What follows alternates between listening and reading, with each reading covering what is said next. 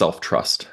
Yeah. I am such a late bloomer in this area, and I'm actually working on that in my EMDR sessions right now. Is like self-trust, and maybe we can even unpack that in one of our future ones because there's so much alive there. I'd I think love we've to. done something similar, but we can unpack it again from new, fresh perspective. Yeah.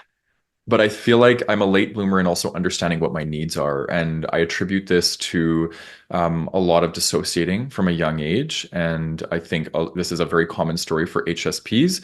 The world's very intense and overwhelming. So we learn to cope with it by dissociating.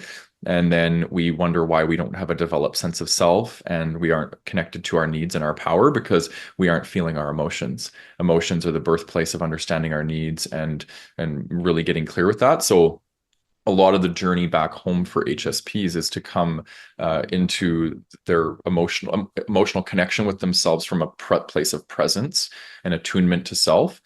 They get the data, which is their needs.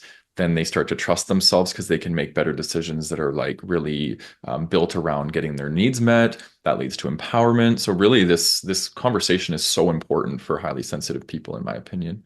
Yes, so important. Yeah, and when I think about the HSP who struggles with self-trust, getting to know their emotions, it's like I know sh healing shame is a huge part of your work. It's like feeling, knowing how to feel your emotions and like not making yourself wrong for having them.